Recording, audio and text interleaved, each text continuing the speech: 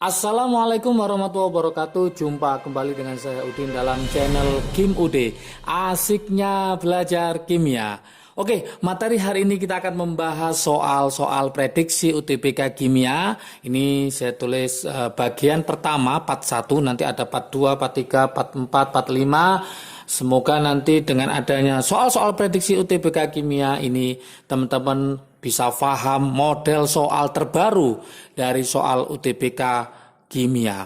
Ini sangat perlu dibahas dengan detail dan rinci, dan juga nanti ada trik asiknya supaya mempercepat dalam pengerjaan soal-soal UTBK nanti. Oke, tanpa berlama-lama seperti biasa jangan lupa like, subscribe, dan komentarnya, juga lonceng ditekan supaya tidak ketinggalan video terbaru dari Kim UD. Ini ada sekitar 4 soal yang akan saya bahas, dan ini sering keluar terutama pH.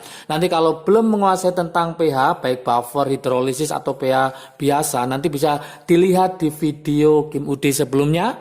Nanti link deskripsi saya taruh di bawahnya ya, supaya tambah paham. Oke, kita mulai pembahasan yang pertama. Di sini ada informasi. Informasi berikut digunakan untuk menjawab soal nomor 31 sampai 33. Jadi ada suatu bacaan di situ, teman-teman akan mencari jawaban dari bacaan itu mulai nomor 31 sampai 33. Ini berurutan. Kita coba kita analisis soalnya. Yang pertama, ternyata piridin ini adalah suatu basa lemah. Berarti piridin adalah suatu basa lemah. Kok tahu dari mana basa lemah? Karena dia mengandung Kb. Ada tetapan basanya. Sebanyak 1,5 kali 10 pangkat 9. Sebanyak 60 ml larutan piridin 0,15 m dititrasi dengan larutan HCl. Larutan HCl berarti ini adalah asam kuat. Berarti nanti ada reaksi antara basa lemah dengan asam kuat. pH larutan diamati dengan pH meter. Setelah titik ekivalen itu terjadi jika mol asam sama dengan mol basa, tercapai campuran dalam labu titrasi diencerkan. Nah ini soalnya, diencerkan dengan menambah 60 ml air. Berarti ini ada ceritanya adalah reaksi antara basa lemah dengan asam kuat. Nanti pada waktu titik titrasi, titik ekivalen ditambah lagi 60 ml air ya. Pertanyaan yang pertama, nilai pH larutan C5H5N sebelum titrasi.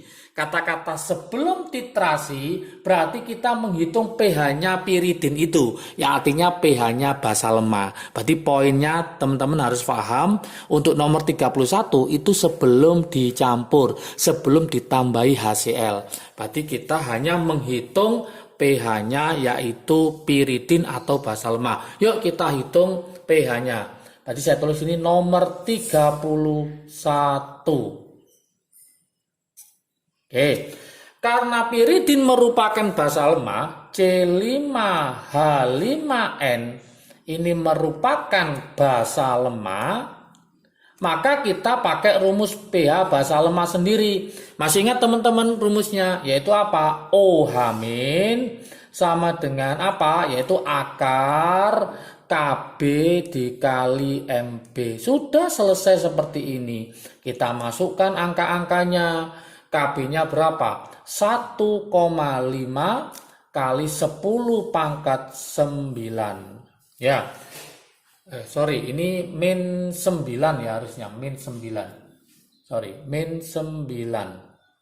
Oke. Kemudian di situ berapa konsentrasinya? 0,15. Saya tulis 0,15 m. Supaya gampang secara matematik, nah ini saya buatkan seperti ini. 1,5 kali 10 pangkat min 9. Ini saya buat 1,5 kali 10 pangkat min 1. Oke. 1,5 kali 1,5 kemudian diakar, maka hasilnya 1,5. Tetap min 9 sama min 1 berarti min 10.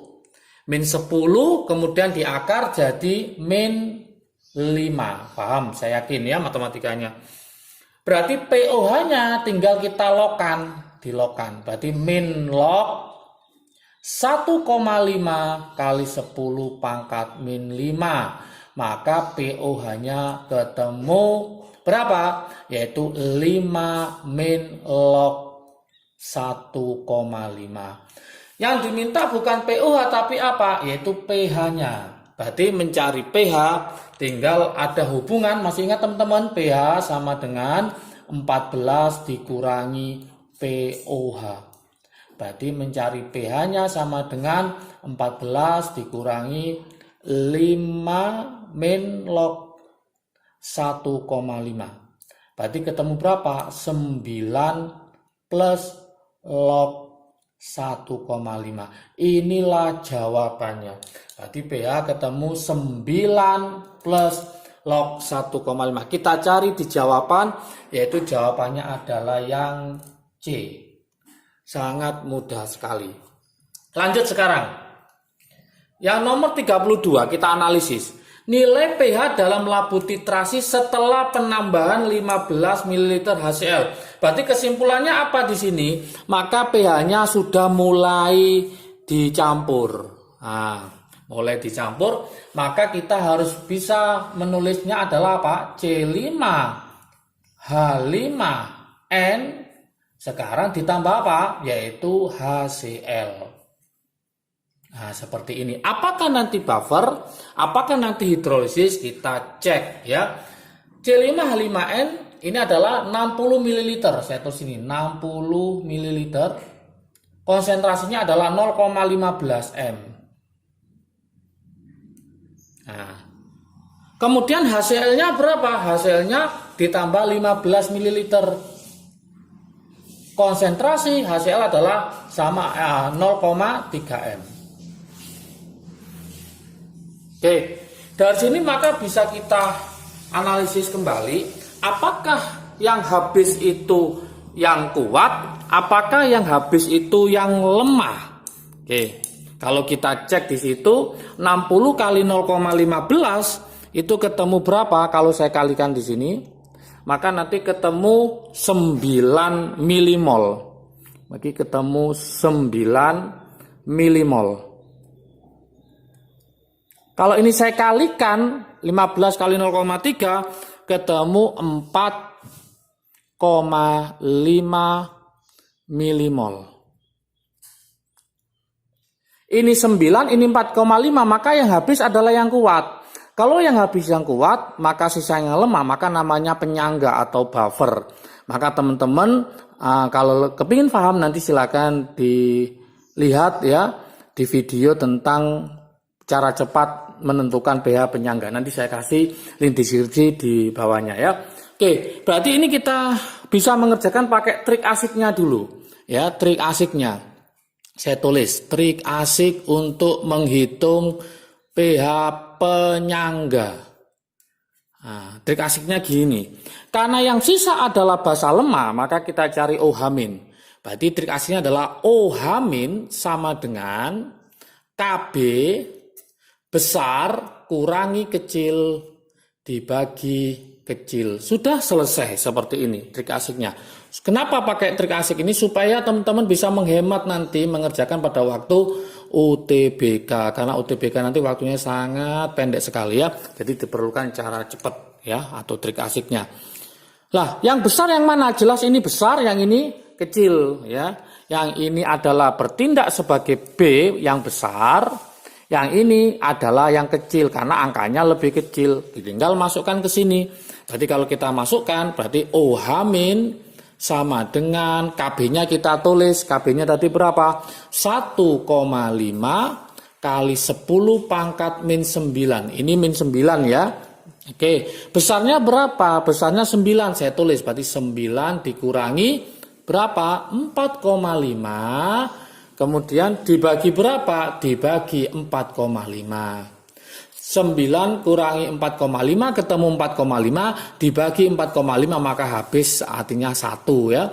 Jadi ini tidak berpengaruh maka OH-nya ketemu 1,5 kali 10 pangkat min 9. Berarti mencari pOH-nya tinggal dilogkan ya. Berarti min log 1,5 kali 10 pangkat min 9. Maka pOH-nya ketemu 9 min log 1,5. Oke, ini masih pOH, padahal yang diminta apa? pH.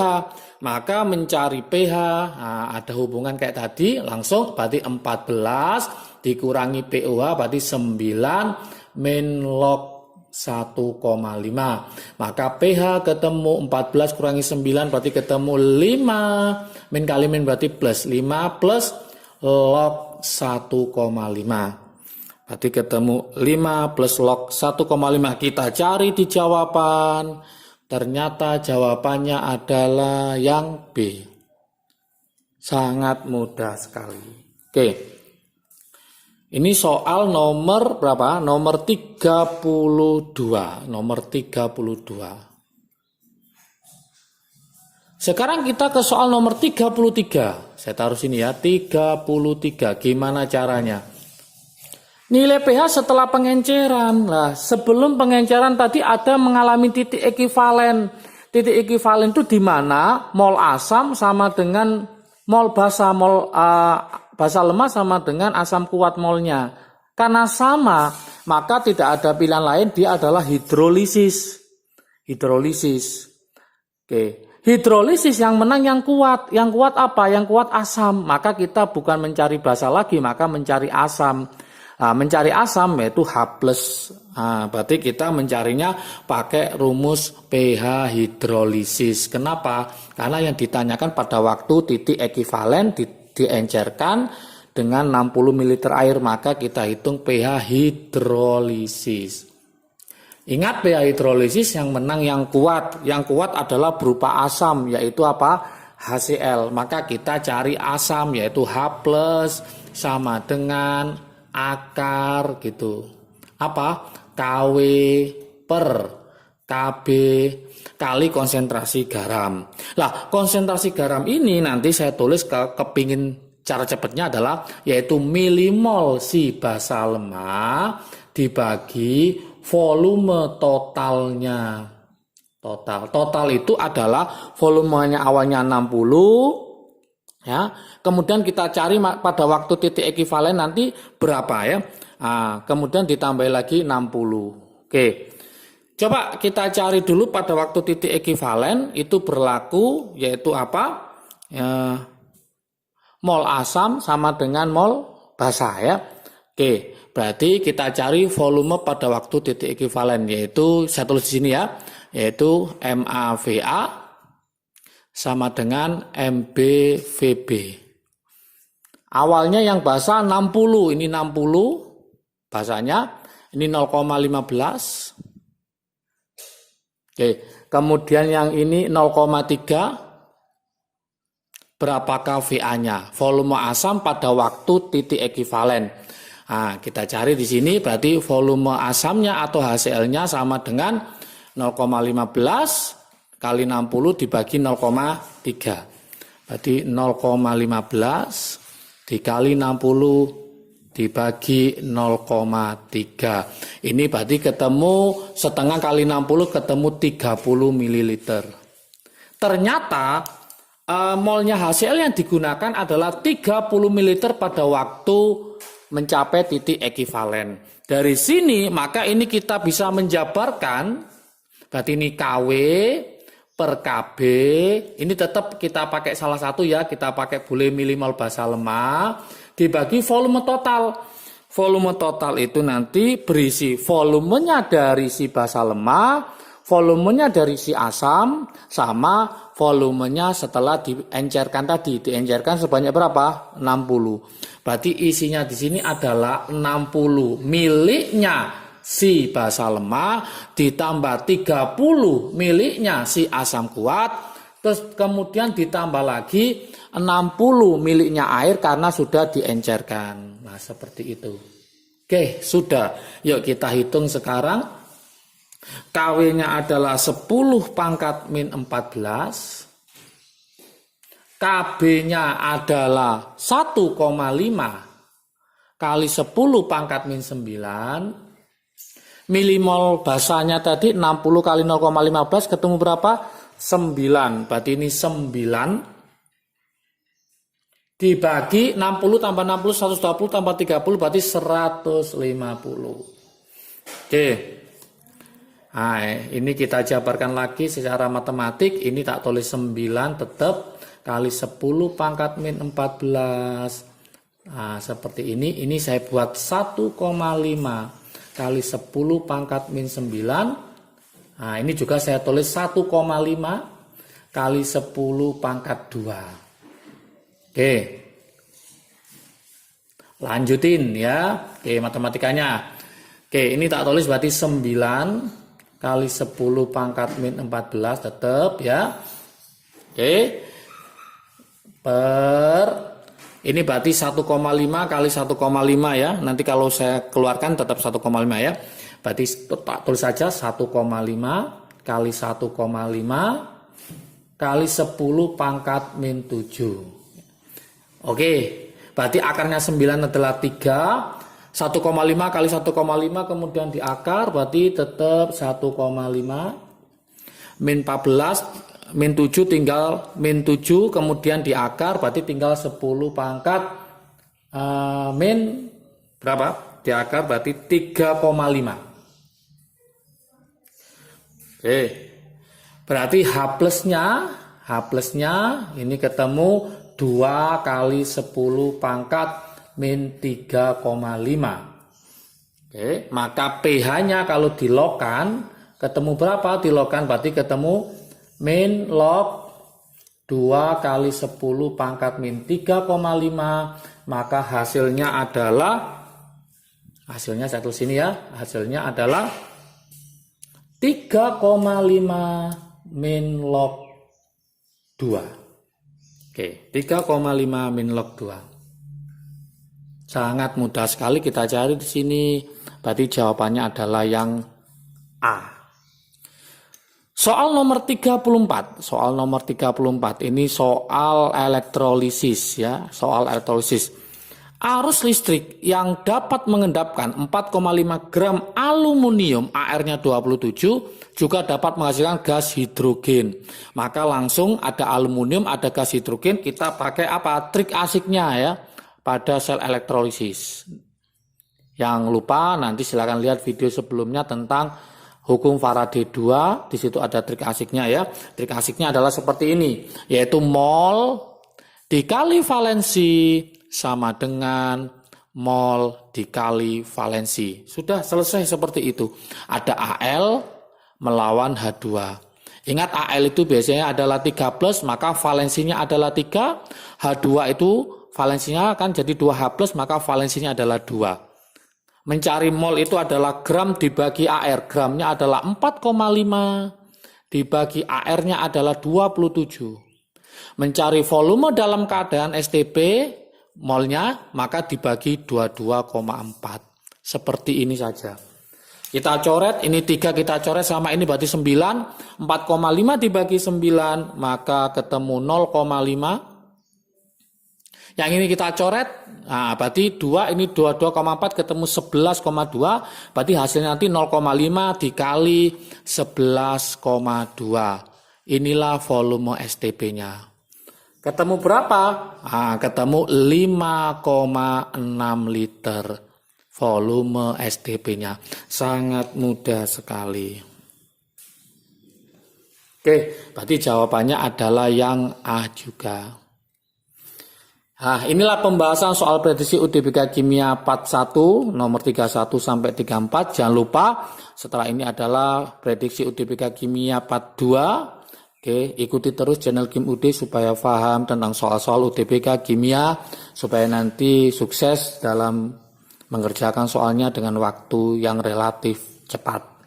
Oke, jangan lupa kalau video ini bermanfaat bagi kalian, silahkan di-share ke teman kalian supaya manfaatnya semakin banyak. Jangan lupa like, subscribe, dan komentarnya. Juga lonceng ditekan supaya tidak ketinggalan video terbaru dari Kim UD.